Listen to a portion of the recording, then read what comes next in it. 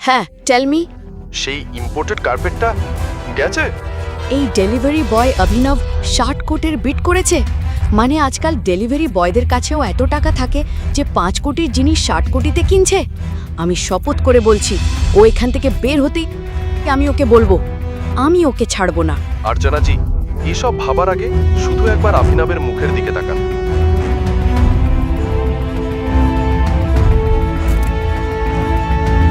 আর্চনা nervous হয়ে মঞ্চের দিকে হাঁটতে লাগলো, আর তার চোখ পড়তেই অভিনবের বাঁ হাতে থাকা আংটির ওপর সে পুরো হতবাক হয়ে গেল।